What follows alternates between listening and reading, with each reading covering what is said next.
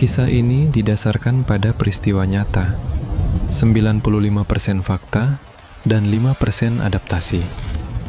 Terima kasih kepada narasumber yang telah berbagi cerita ini. Mari kita mulai. Selamat malam pasukan misteri, ini Andi. Baru-baru ini saya mendapat telepon dari seorang teman lama di Korea Selatan. Dia bekerja sebagai pemburu hantu dan sering mendatangi tempat-tempat angker. Dia bilang, "Di, aku pernah melihat banyak hantu, tapi aku belum pernah melihat hantu yang ketakutan setengah mati pada hantu lain." Kisah malam ini adalah tentang sebuah rumah kosong di Korea yang menyimpan rahasia mengerikan. Rahasia tentang kanibalisme dunia arwah. Siapkan mental kalian, karena mungkin lemari baju di kamar kalian juga sedang mendengarkan cerita ini. Cerita bermula ketika tim teman saya, sebut saja tim A, mendapat laporan tentang sebuah rumah mewah 2 lantai yang terbengkalai di pinggiran kota. Laporannya aneh. Katanya, rumah itu penuh sesak, padahal tidak ada orang yang tinggal. Saat tim A masuk ke sana untuk survei di siang hari, mereka ternganga. Ruang tamu, dapur, kamar tidur, bahkan lorong, semuanya penuh dengan lemari pakaian. Ada puluhan lemari kayu tua yang ditumpuk-tumpuk sampai menyentuh langit-langit, seperti gudang mebel bekas. Tapi yang membuat merinding adalah di setiap pintu lemari dan di bagian dalam setiap lemari tertempel jimat. Kenapa ada orang yang mengumpulkan lemari bekas dan menyegelnya dengan jimat? Apa yang ada di dalamnya? Malam harinya, tim A kembali bersama seorang dukun untuk investigasi spiritual. Awalnya biasa saja. Tapi tiba-tiba, dukun itu berteriak dan lari masuk ke dalam salah satu lemari tua. Prak! Dia menutup pintunya dari dalam. Tim A panik. Mereka berusaha membuka pintu lemari itu, tapi terkunci rapat.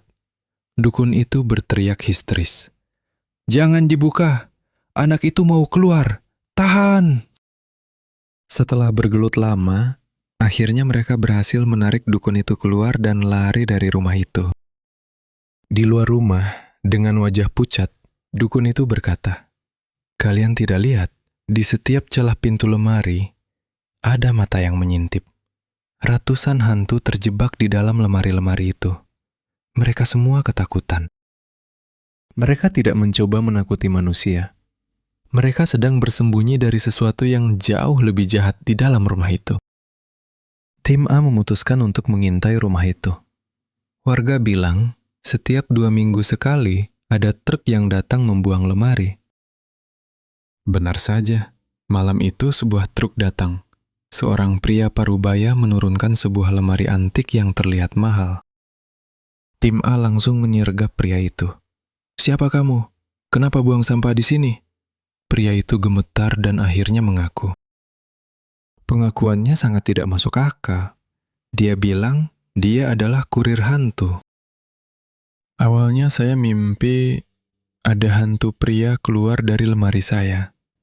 Dia memohon sambil menangis. 'Tolong antar saya ke rumah itu, di sana aman.' Jadi saya antar lemarinya ke sini.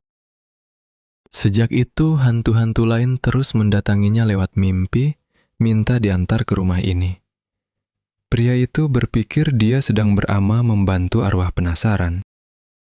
Tapi dukun tim A menggelengkan kepala. "Bodoh, kamu bukan menolong mereka, kamu sedang memberi makan." Ternyata, rumah kosong itu dikuasai oleh iblis jahat yang sangat kuat. Iblis ini tidak memakan manusia. Dia memakan sesama hantu untuk menambah kekuatannya.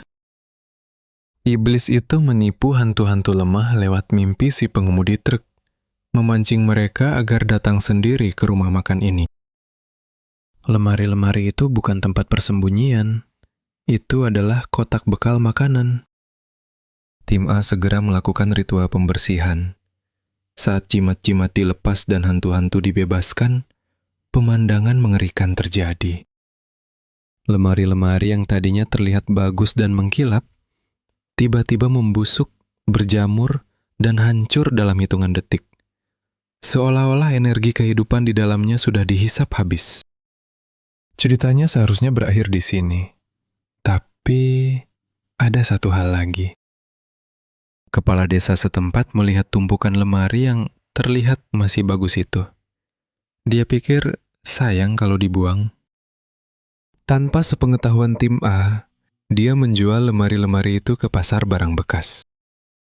Jadi, jika kalian baru saja membeli lemari antik bekas dengan harga murah, coba periksa bagian dalamnya. Apakah ada bekas lem kertas jimat yang baru saja dilepas?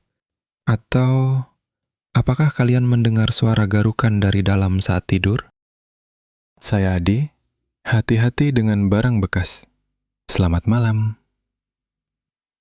Kalau kalian suka dengan kisah misteri seperti ini, jangan lupa tekan tombol like dan subscribe. Nyalakan juga lonceng notifikasinya agar kalian tidak ketinggalan mimpi buruk berikutnya. Sampai jumpa di kegelapan.